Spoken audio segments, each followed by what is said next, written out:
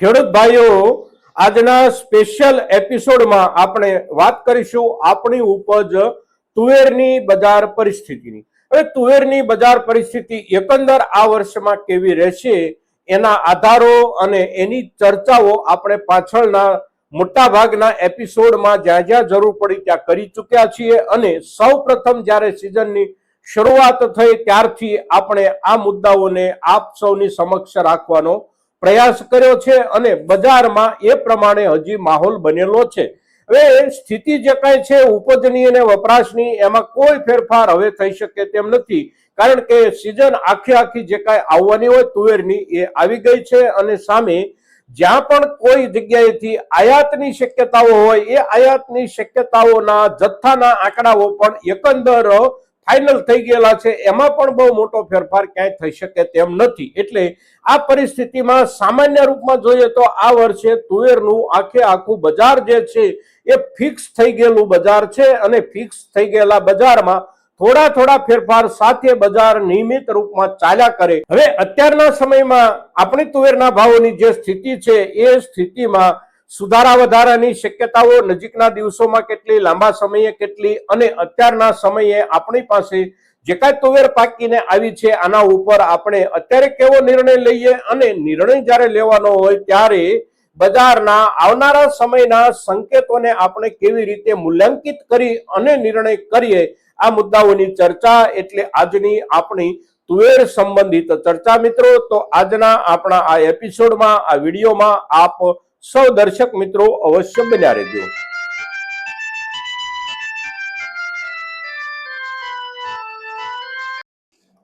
નમસ્કાર ખેડૂત મિત્રો, જય કિસાન, જય ભારત।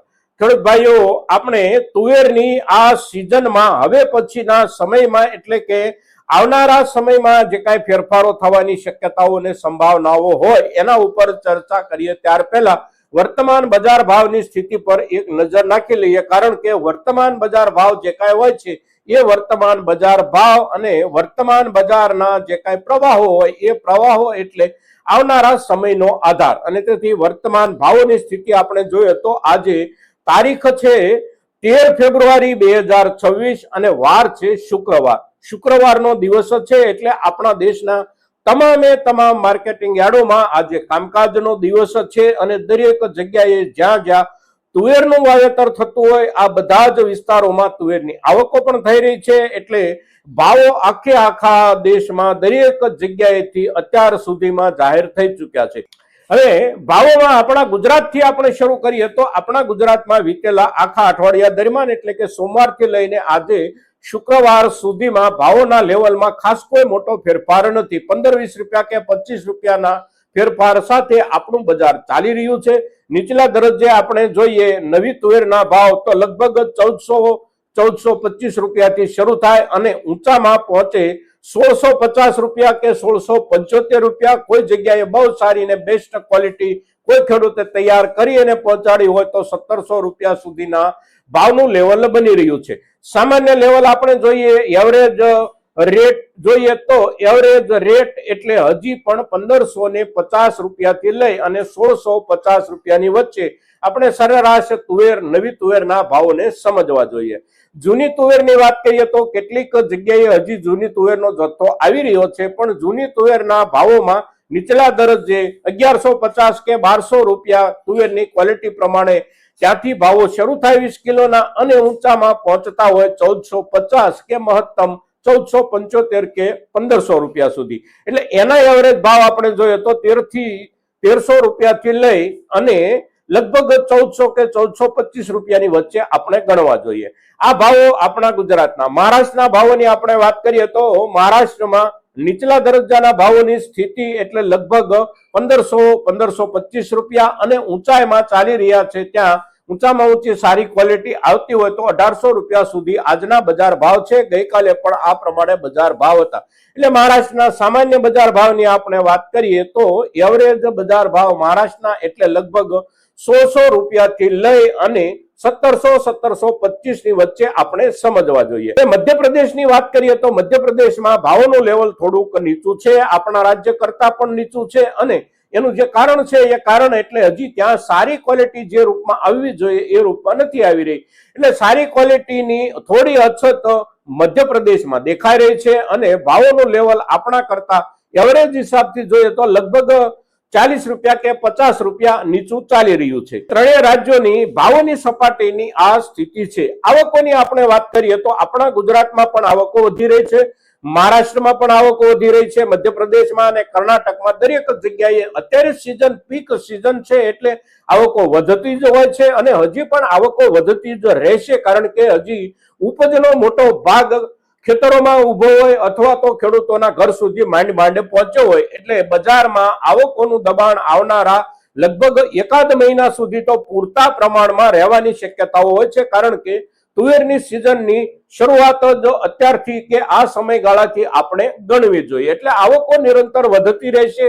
અત્યાર સુધી આપણે જોઈએ તો પાછળના 2 અઠવાડિયા દરમિયાન આવકોમાં ઘણો બધો વધારો થયો છે, પણ વધેલી પાછળની આવકો આપણે કહીએ કે વધનારી આવનારા સમયની આવકો આપણે કહીએ, વધતી આવકોના આધારે બજારમાં બહુ મોટો ક્યાંય પણ ઘટાડો બેસી જવાની શક્યતા નથી. સાથે સાથે સરકાર તરફથી ખરીદીની શરૂઆત થાય બંને રાજ્યોમાં, કર્ણાટક અને મહારાષ્ટ્રમાં, એટલે આપોઆપ સરકાર તરફ પુરવઠો જવાનો શરૂ થઈ જશે. એટલે માર્કેટિંગ યાર્ડોમાં અવશ્ય પુરવઠો થોડો ઘટી શકે છે. સરકારની ખરીદી નીકળે એટલે સરકાર કેટલા ઉત્સાહથી ખરીદી કરે છે, કેટલો માલ સરકાર ઉઠાવી લેવાની ગણતરીના હિસાબથી ખરીદી કરે છે, એની અસર બજાર પર બહુ મોટી પડી શકે છે.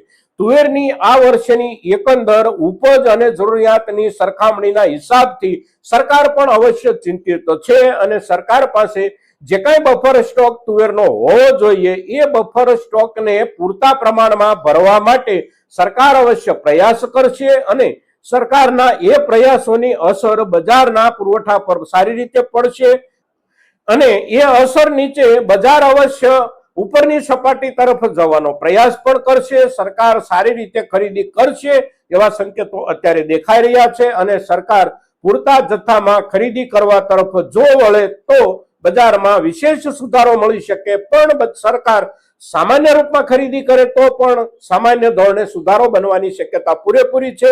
તદ ઉપરાંત લાંબા ગાળે આપણે વિચારીએ તુવેરના પાક પર તો તુવેરનો પાક એક એવો પાક છે આ વર્ષમાં ખાસ કરીને જ્યારે ઉપજના આંકડાઓ અને વપરાશની જરૂરિયાતની વચ્ચે થોડો વધારે પ્રમાણમાં ગાળો છે ત્યારે ચિંતા આવનારા સમય માટે કોઈ પણ બાજુથી નથી. એકંદર સુધારા તરફ બજાર ધીમે ધીમે આગળ વધતું જ રહે અને આગળ વધતું બજાર આપણી એકંદર સામાન્ય ખેડૂત તરીકેની અપેક્ષા હોય એવા દરજ્જા સુધી પણ બજાર પહોંચી શકે. અને તુવેરના પાકમાં આપણે સંગ્રહ કરવા માંગતા હોઈએ તો તુવેરનો પાક આપણે બહુ જાજી ચિંતા વિના અને બહુ જાજી કાળજી રાખ્યા વિના પણ કેટલાક સમય માટે સારામાં સારી ક્વોલિટી સાથે સંગ્રહિત રાખી શકીએ છીએ.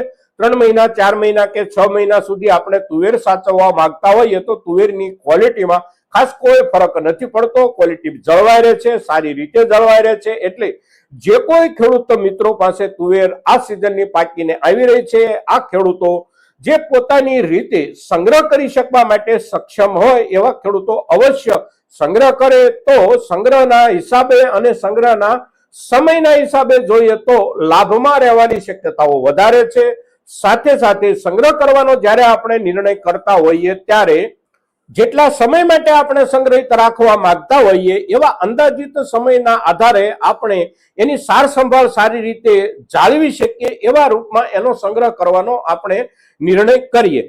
બેસ્ટ ક્વોલિટી બજારમાં ઓછી દેખાઈ રહી છે અને તેથી બેસ્ટ ક્વોલિટીના દરજ્જાના ભાવો જે કાંઈ બજારમાં બનતા હોય એ ભાવોનું લેવલ આપણને જોવા નથી મળતું. પણ એનું કારણ જે છે એ કારણ એ નથી કે બજાર નીચે જતું રહ્યું છે, પણ એનું કારણ જે છે એ છે કે એ ક્વોલિટીની ઉપજ જે ખેડૂતો પાસે છે આ ખેડૂતોએ પકડ કરી છે અને બજારમાં એ ક્વોલિટી બહુ ઓછી આવી રહી છે અને એ જે પકડ થઈ રહી છે એ પકડની અસર પણ બજારમાં આવનારા સમયમાં ક્વોલિટીના રૂપમાં આપણને અવશ્ય જોવા મળશે. એટલે સારામાં સારી ક્વોલિટીની જે કાંઈ ઉપજ ખેડૂતો પાસે હોય આ ખેડૂતો અત્યારે પકડ કરી રહ્યા હોય અને આવનારા સમય માટે વિશેષ પકડ કરવા માંગતા હોય તો પણ તુવેરના પાકને લઈને ચિંતાનું કોઈ કારણ નથી. સરકાર તરફથી ખરીદી શરૂ થાય એટલે ખરીદીની અસર બેસશે બજારમાં અને ત્યાર પછી જે કાંઈ ઉપજ અને વપરાશ વચ્ચેના ગેપની અસર પડવાની હોય એ એના સમયે અવશ્ય પડતી હોય છે. એટલે